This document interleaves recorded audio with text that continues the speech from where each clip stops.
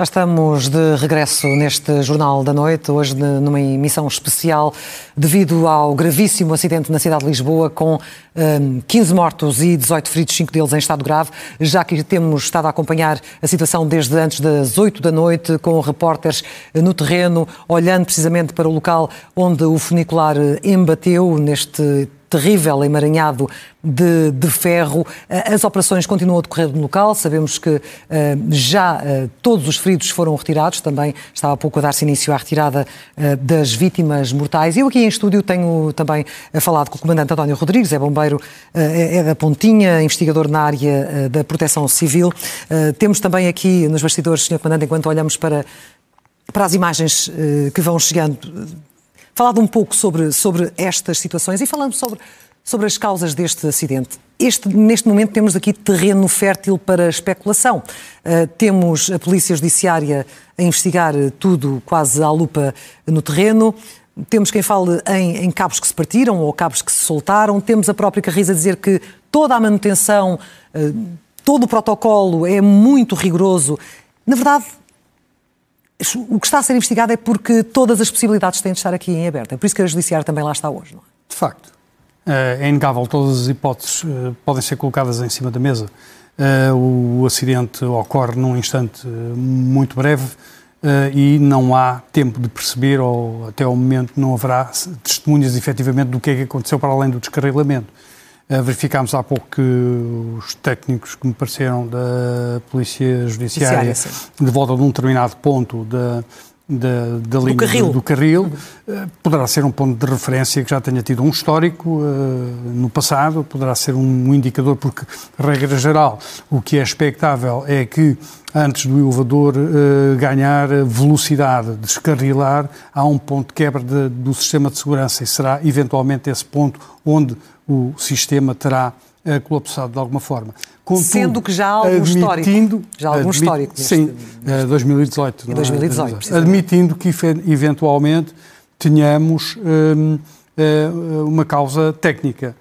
Porque há outras causas. O que é que pode estar em cima da mesa, por exemplo? Já estão habituados a estas situações, o que é que pode estar em cima da mesa? Já possibilidades fidedignas. O condutor ter um colapso, perder a consciência e por qualquer razão, e perder o elevador ganhar per si velocidade sem qualquer controle, falhando os sistemas de segurança em que ele deveria travar por si próprio com a falha do condutor. Guarda-freio, que de resto, deixe-me só colocar aqui a questão, é uma das vítimas, naturalmente, com o embate contra aquele prédio, é uma das vítimas deste acidente. Poderá haver um psicopata que tenha agido sobre o guarda-freio, por exemplo. Um ataque sobre o guarda-freio. Um ataque sobre o guarda-freio. Portanto, são mil coisas, de facto. Quando a Polícia Judiciária irá fazer a verificação exaustiva de tudo, é tudo mesmo, passando pelos destroços a pente fino e, eventualmente, depois dos sobreviventes, perceber se houve ou não alguma alteração que tenha sido humana anterior ao descarrilamento do funicular, ou então que hajam, por exemplo, indícios de um solavanco, de um som de alguma coisa a partir. Tudo o que sejam indícios que possam fornecer pistas para chegar à conclusão, em primeiro lugar, de uma causa genérica do incidente e em segundo lugar, na especialização que ela existe de facto, seja do ponto de vista criminal, se for o caso, seja do ponto de vista técnico. Se for o caso. Sendo que os sobreviventes serão certamente um testemunho importante, se calhar não já, mas brevemente por parte das autoridades, pelo menos para tentar perceber se houve ou não a tal parte humana. São não só os sobreviventes. Sim. Há também uma outra parte importante do histórico, que é todos os relatos dos trabalhadores que tenham estado envolvidos a trabalhar com aquele meio de transporte. Sim. Portanto, haverá informações ou são informações de que haveria anomalias ou relatos de situações de insegurança. Enfim, tudo isso vai ser esmiuçado e muito bem, muito criteriosamente analisado para que se possa chegar a uma conclusão. No tal inquérito, aliás, que a Carris já disse ter aberto. Sr. Comandante, nós temos, este não é o único material circulante com tanta idade, chamemos-lhe assim. O elevador da Glória tem 140 anos, sim, 1885. Temos outros funiculares, temos outros 2 funiculares, a Bica e a Lavra. Temos o elevador de Santa Justa, que também, segundo creio, é operado pela Carris, portanto é tudo material que transporta pessoas, com muitos anos, que obviamente precisa de manutenção, mas a confiança poderá neste momento estar abalada nestas estruturas de transporte. Eu creio que... O que é que acha que deve ser feito? Eu creio que seria a reação natural de qualquer pessoa, era hoje não andar de elevador, eu pelo menos não o faria de todo. Eu creio que uma medida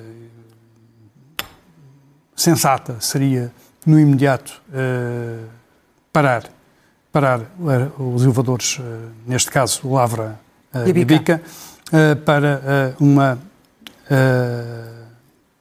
maior tranquilidade das pessoas, uma vistoria mais aprofundada, ajudar também quem faz a investigação, especialmente a Polícia Judiciária, a fazer comparações, verificações que eventualmente sejam necessárias nesse sentido. Eu diria pelo bom senso, até por uma questão de paz social, que também faz parte do socorro, que essa seria uma medida muito inteligente.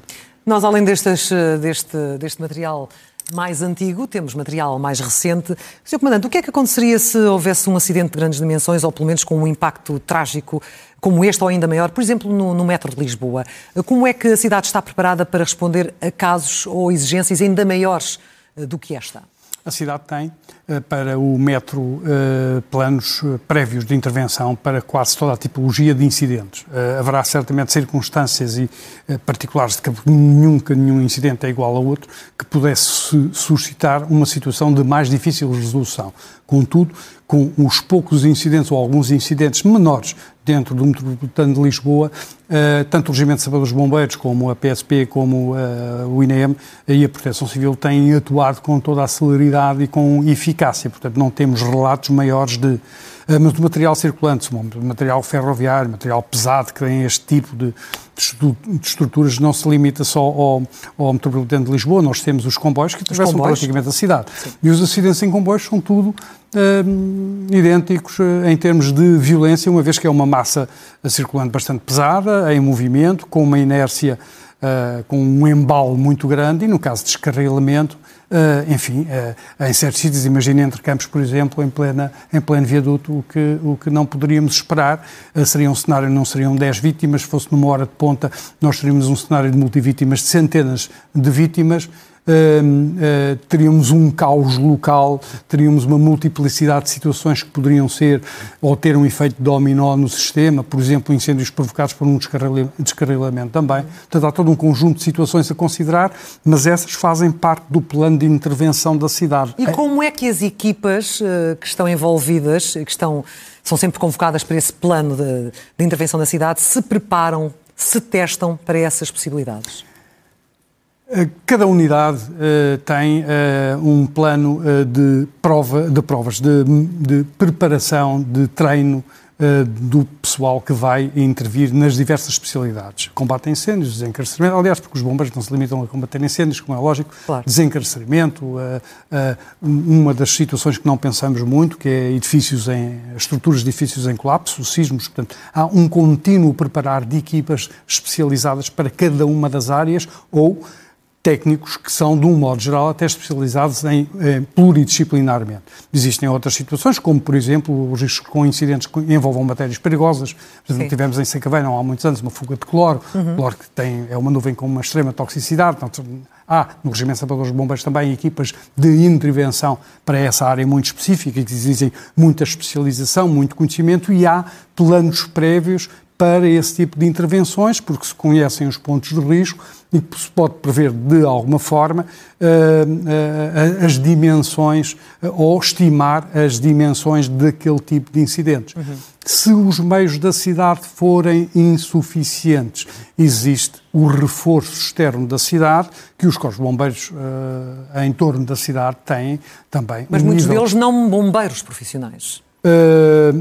Está a falar das corporações de bombeiros voluntários? Vamos dizer, muitas delas não estão profissionalizadas. Não são profissionais, não são, ou melhor, sem qualquer tipo são voluntários sim, por opção, mas profissionais na ação. E o que eu posso afirmar... Mas também preparados e treinados também para essas situações. Aliás, com muita exigência. Portanto, a Escola Nacional de Bombeiros, como a Autoridade Nacional de Emergência e Proteção Civil, exige um grau de capacitação técnica que hoje, graças a Deus, é formidável do ponto de vista do desencarceramento, do ponto de vista destas missões. Sim. De facto, ao nível dessas equipas, e aliás, não só pela disponibilidade de muitos meios, as equipas, os concelhos em volta, quase todos eles têm equipas de primeira intervenção em permanência.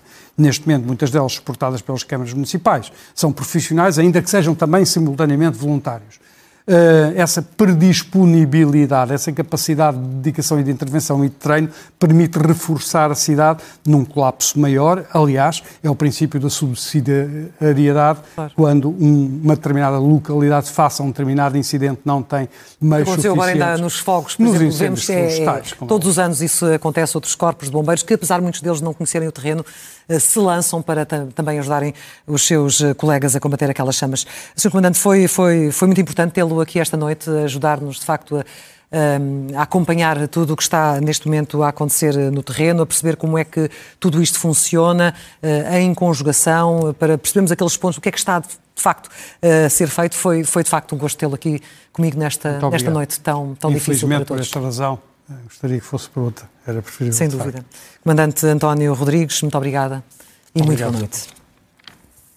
É a altura de retomarmos o contacto com a Ana Filipa Nunes.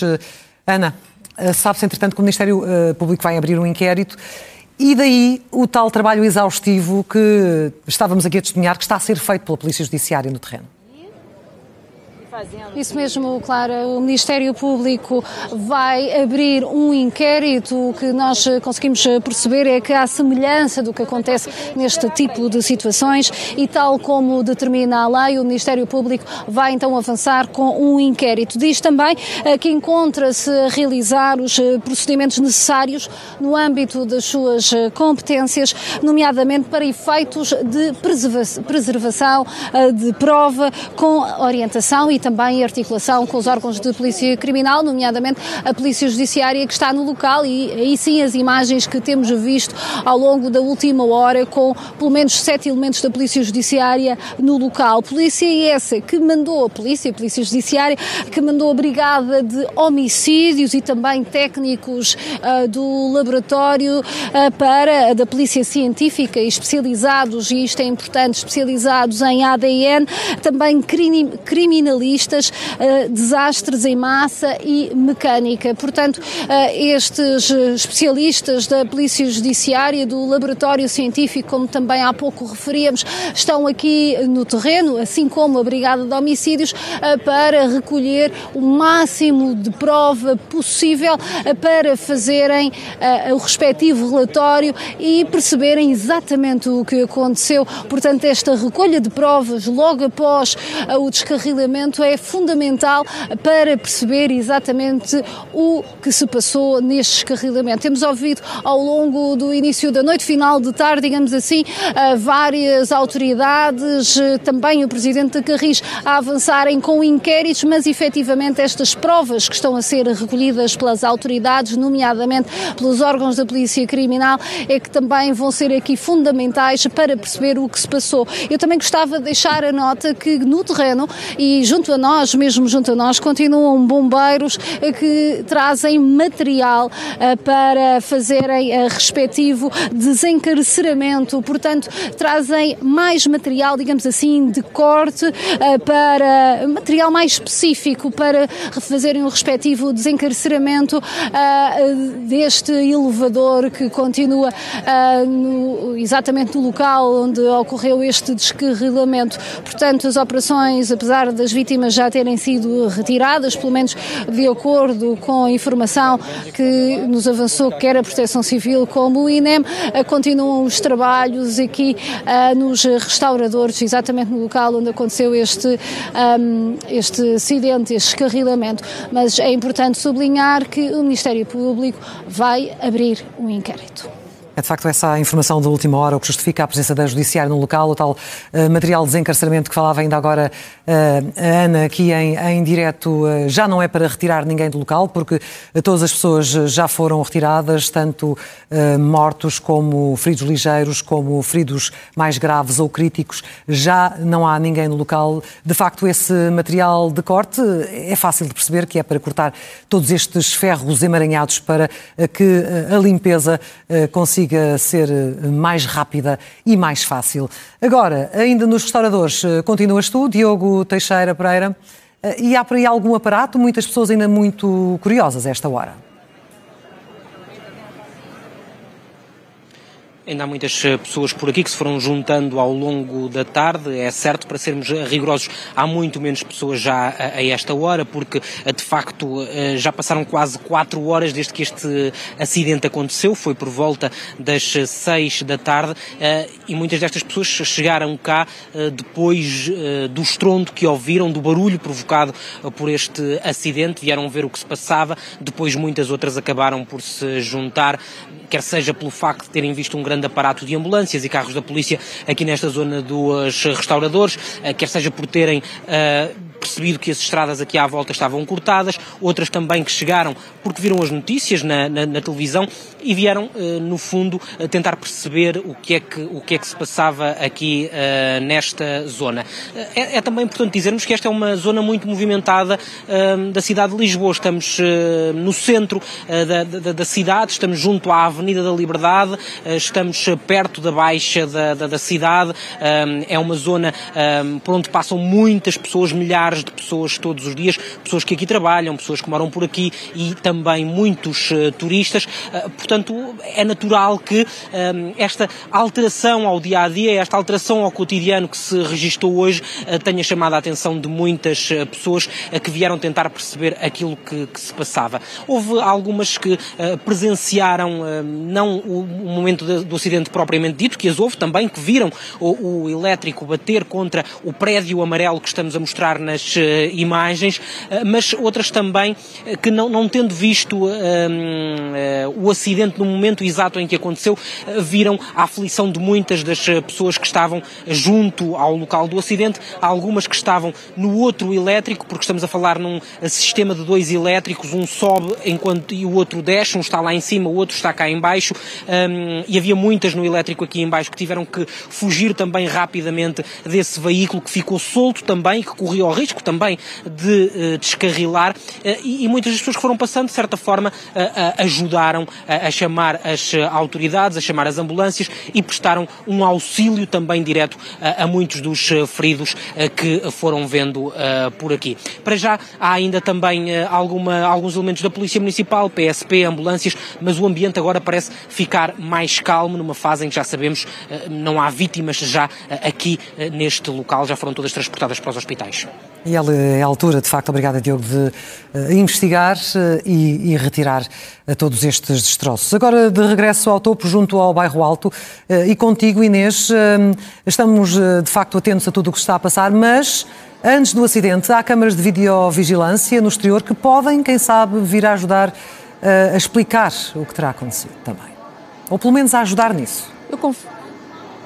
Eu confesso que reparei nesta câmara de videovigilância que o Adriano agora vos vai mostrar, que está apontada para o percurso que foi feito pelo elevador da Glória, que acabou por embater lá ao fundo, provocando 15 mortes. Se esta câmara estiver a funcionar, está pelo menos apontada para o ângulo certo, pode bem ser das poucas imagens que existem do momento do acidente e que podem ser fundamentais para a investigação que agora está a decorrer. Não me foi possível até agora identificar a que edifício pertence esta câmara de videovigilância, mas numa altura em que não há, pelo menos publicamente, imagens do momento do acidente e em que os inspectores fazem uma investigação apalpando o terreno, tentando perceber o que é que aconteceu e o que é que estará na origem deste descarrilamento, esta câmara de videovigilância que víamos há pouco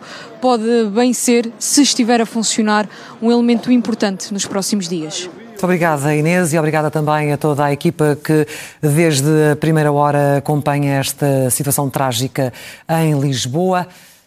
Este podcast SIC Notícias é só um de muitos que pode ouvir no site da SIC Notícias ou na sua plataforma preferida. Os melhores programas de televisão, a opinião que importa e ainda entrevistas exclusivas em podcasts originais. Onde e quando quiser, leve no bolso todas as conversas. Fique a par das últimas novidades em sicnoticias.pt/podcast e nas nossas redes sociais.